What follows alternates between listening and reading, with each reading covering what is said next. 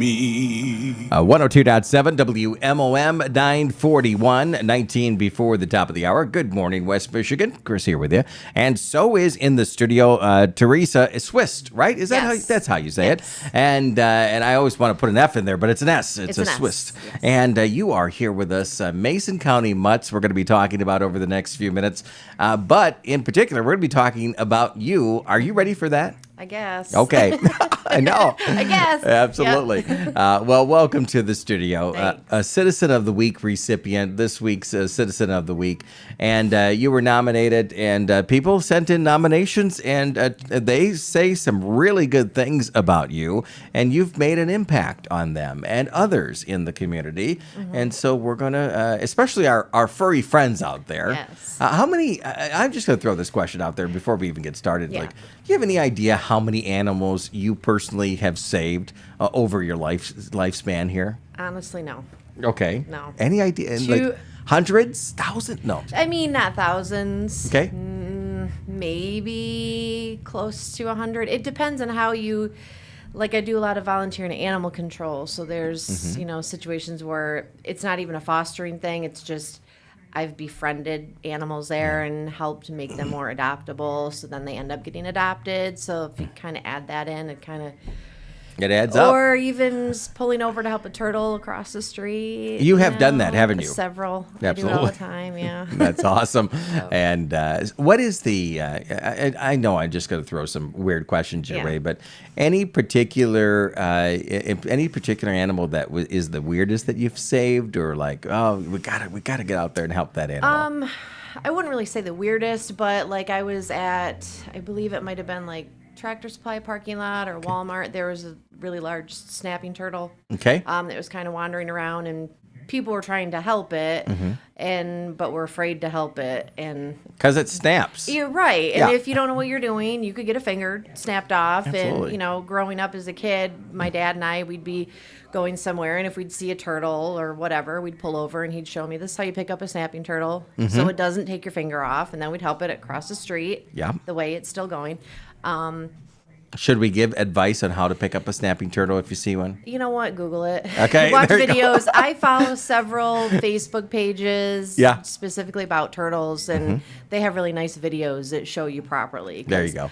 I don't want to give advice and have somebody lose a finger. Oh, absolutely not. But so like there was this large snapping turtle that was in the parking lot, and I, picked it up properly and helped it get where it was going. That's cool. Good for you. And all the animals. I one of the nominations that came in mentioned a story about had a chicken feed bucket on the dog's head. Yes. What happened there? So that was Chicky. She is I believe it was a foxhound. We ended up doing a DNA test on her.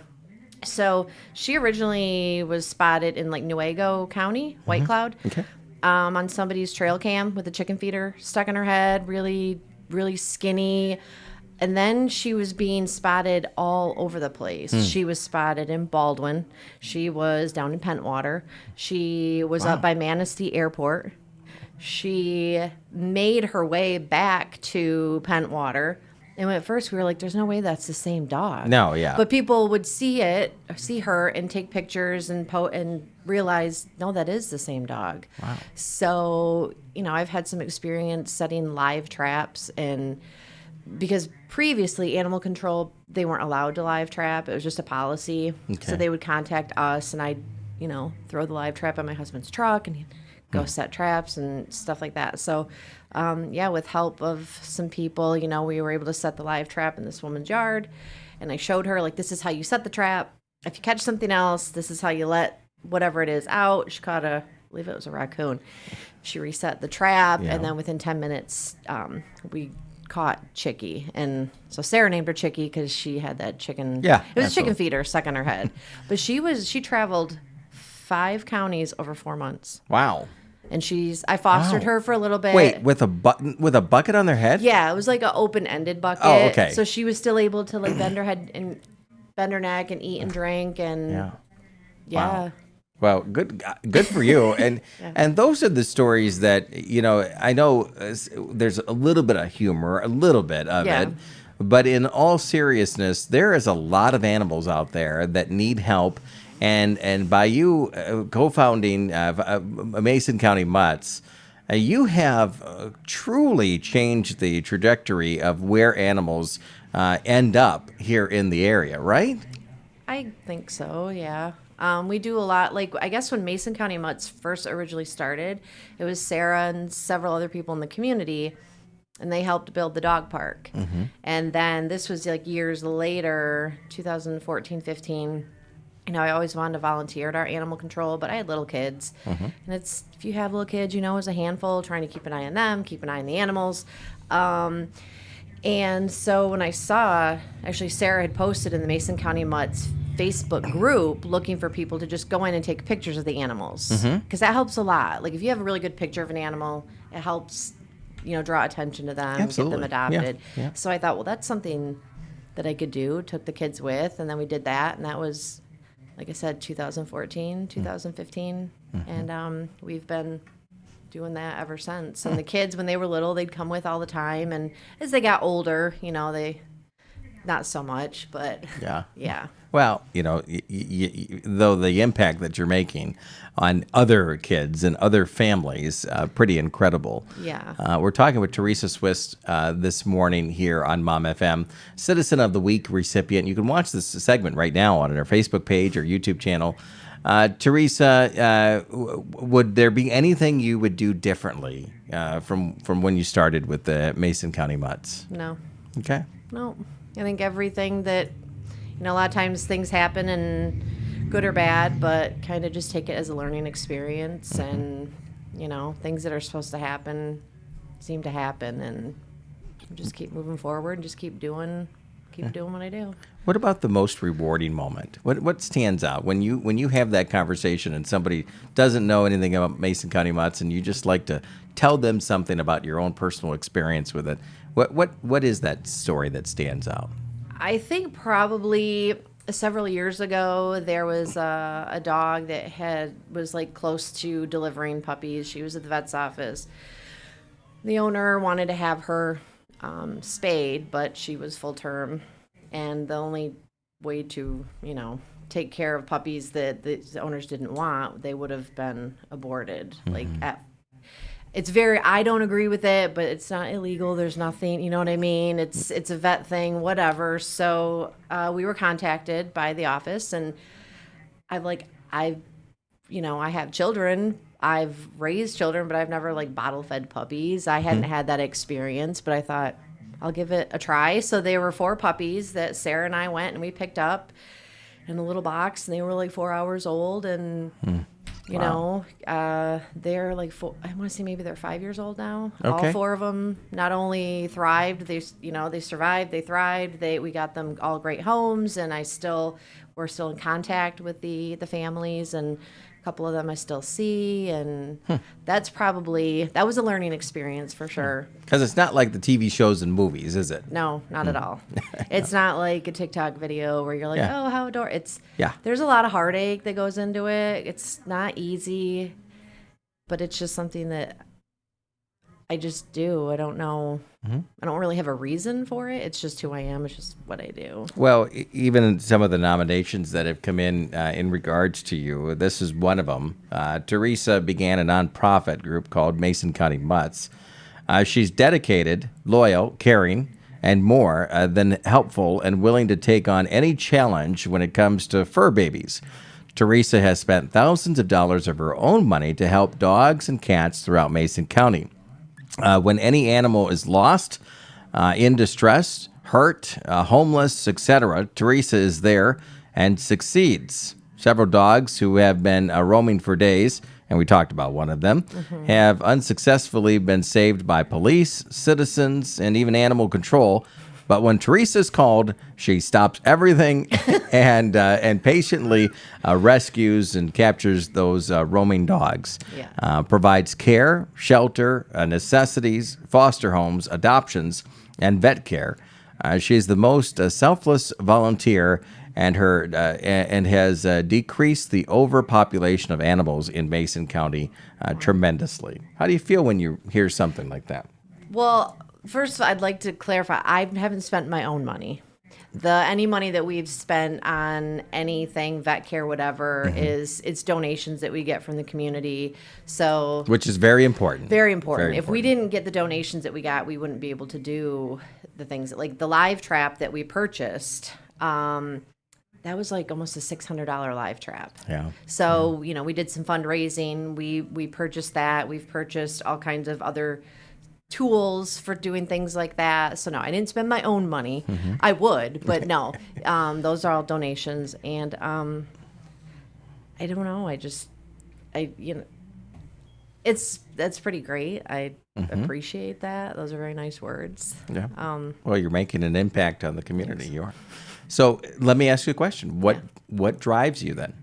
What's keeping Teresa going? Coffee? No.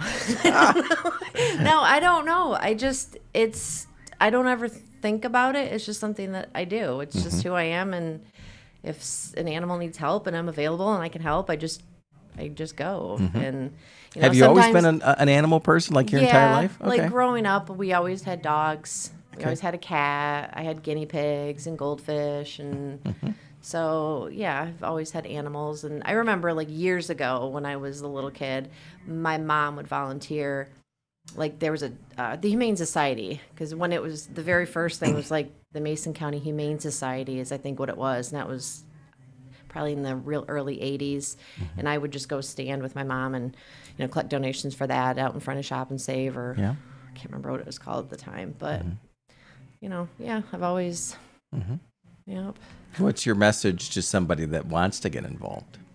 Just do it. I mean, a lot of people always ask, like, how do you do that? I don't know how you do it. I don't know how you can foster and not keep these animals. And the only thing I can say is it's not about me. It's about the animals. So yeah, when they get adopted, it's very hard. I hate letting them go, but I can't keep them all. No. I'm just this in between of like helping an animal get to where it's supposed to go. So how many animals roaming the house right now?